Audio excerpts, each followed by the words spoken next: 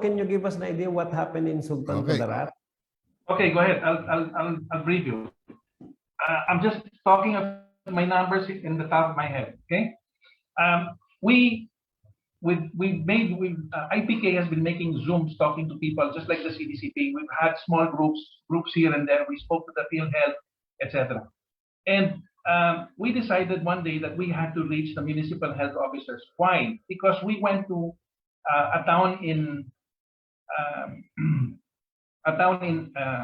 in Lanao del Norte called Lala. Okay, Lala had 12 dead, and so we were able to talk to the mayor. The mayor came to us asking for help.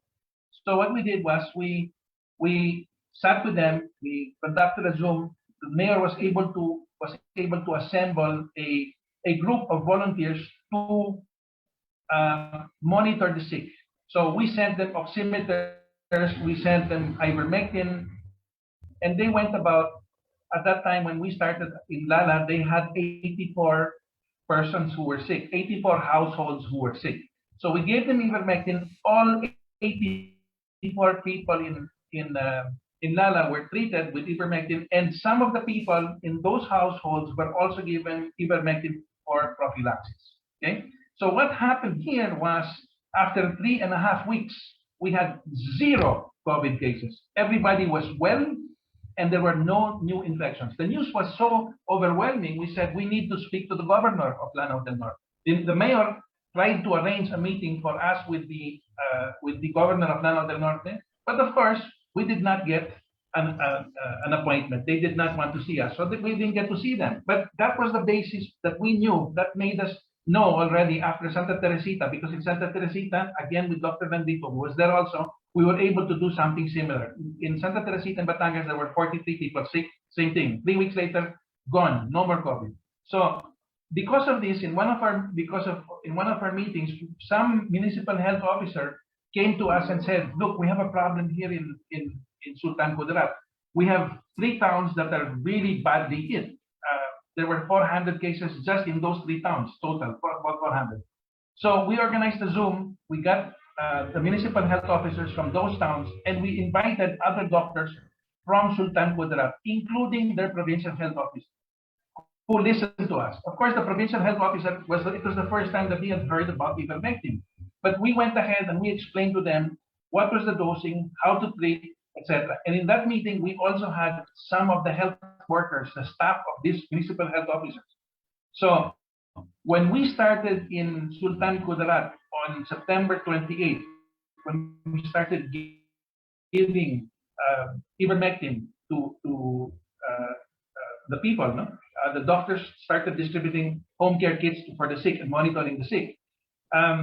From 4 weeks later, those 400 in those 3 major towns were down to just 22 cases, just in those 3 towns. We're now getting the information because we want to get the details of this, how many people exactly were treated. But of those 400, only 22 were sick. Now, on a province-wide, on a provincial level, the results are this. When we had the talk with the Sultan Kudarat people, we had several radio personalities listening to us. So what they have done is they have started talking about ivermectin on the radio. So everybody started hearing about ivermectin. 1 week after September 28th, Mercury Drug no longer had ivermectin. They were wiped out because people started buying from the drugstore. People started taking ivermectin. So from September 28th, the starting number of province-wide, the provincial number of active cases was 755 sick people. Okay, sick with COVID, confirmed COVID.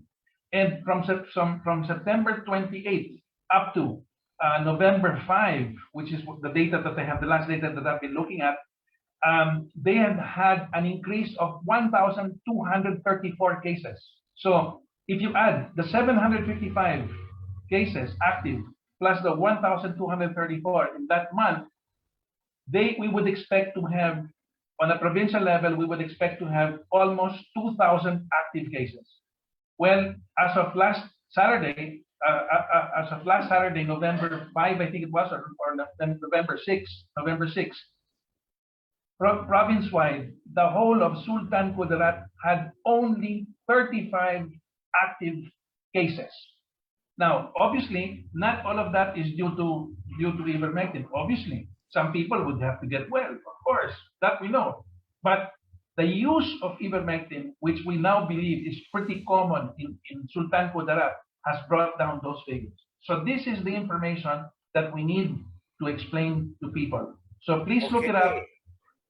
We need more Sultan Kudarats in the Philippines. So Very good, please, very good, everybody, tell everybody about this. And they can, and all the unbelieving doctors can say whatever they want to say.